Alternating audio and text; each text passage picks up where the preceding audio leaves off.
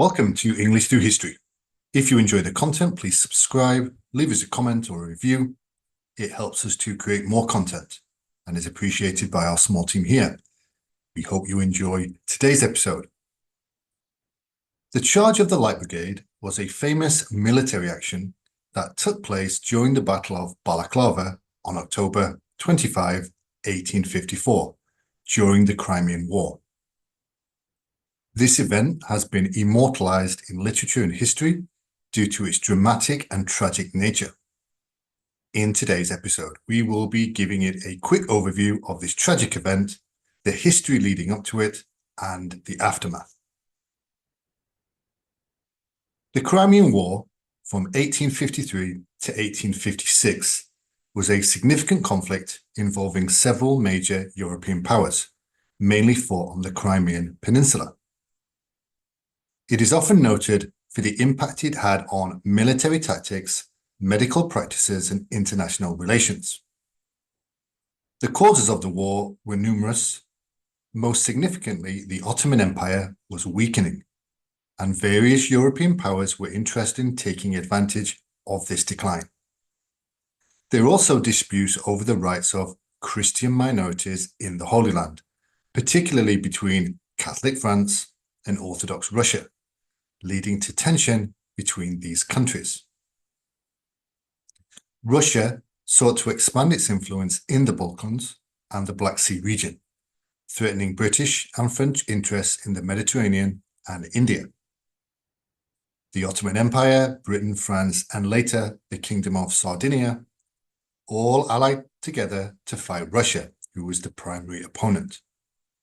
The Crimean War had several major engagements which ultimately led to an Allied victory. The Light Brigade itself was a British cavalry unit known for its speed and mobility, consisting mainly of light cavalry regiments. The Light Brigade was composed of 5 regiments of light cavalry under the overall control of Lieutenant General George Bingham, the 3rd Earl of Lucan. He was known as Lord Lucan. The commander at the time of this tragic battle was Major General James Brudenell, the 7th Earl of Cardigan, and brother-in-law to George Bingham. He was known as Lord Cardigan. Light cavalry units were designed for reconnaissance, skirmishing, and rapid charges rather than the heavy shock tactics of heavy cavalry. They were typically armed with sabers and lancers and sometimes light firearms. So the charge of the Light Brigade occurred on October 25, 1854, during the Battle of Balaclava in the Crimean War. The battle itself was part of the larger siege of Sevastopol, a critical Russian naval base on the Black Sea. The objective was to break the Russian defenses and secure the heights around Balaclava to protect the Allied supply lines, as the Russians had positioned artillery and infantry on the heights, threatening the Allied positions. Lord Raglan, the overall British commander, observed Russian forces removing captured British artillery from redoubts on the heights. He intended for the Light Brigade to prevent this and sent an order to advance rapidly to the front and try to prevent the enemy from carrying away the guns. However, the order was vague and did not specify which guns were to be targeted. Captain Lewis Nolan, who delivered the order, apparently pointed towards the main Russian artillery position in the valley, either due to misunderstanding or miscommunication.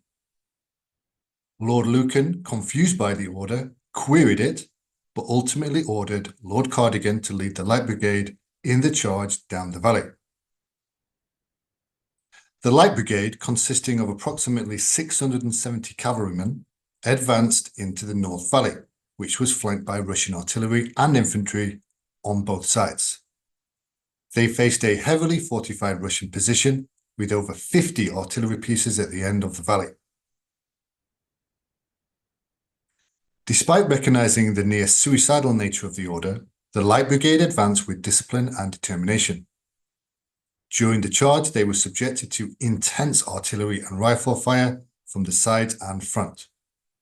The brigade reached the Russian guns eventually and engaged in close combat with the artillery crews and cavalry. But after suffering such heavy casualties, the surviving members of the Light Brigade had to retreat under continuous fire. Out of approximately 670 men, around 118 were killed and 127 were wounded. Many horses were, of course, also lost. The charge did not achieve its objective and resulted in significant loss of life. Interestingly, Lord Cardigan survived in somewhat mysterious circumstances. He was known to be a typical aristocrat of the time, arrogant and not particularly competent. During the charge, however, he was said to have raced so quickly that he reached the guns ahead of his men. Then, for some reason, he neglected to fight the gunners and instead started retreating back through his still charging men. Later military inquests found him to be brave, but not particularly competent in command. In the aftermath, the charge demonstrated extraordinary bravery and discipline on the part of the cavalrymen, but also highlighted the severe consequences of miscommunication and poor command decisions in battle. It became a case study in military academies for understanding the impact of leadership and strategy on the battlefield. Culturally, the charge had a major impact. The charge of the Light Brigade became a symbol of noble but doomed heroism. It has been depicted in various forms of media, including literature, film and art, contributing to its lasting legacy in popular culture. Alfred Lord Tennyson wrote the poem The Charge of the Light Brigade, which celebrated the heroism and sacrifice of the soldiers while critiquing the leadership failures, with the famous lines, "Half a league, half a league, half a league onward. All in the valley of death rode the 600. As an interesting aside, you may have been listening and recognized certain names of clothing, cardigan and balaclava. In fact, balaclava did originate during this war for the item of headwear worn by soldiers during this battle. And Lord Cardigan, amongst other cavalrymen, did indeed wear a type of knitted waistcoat that did give rise to this type of fashion in later years. And that concludes our episode today. We hope you have enjoyed the content, and please stay tuned for our next episode that will drop next week.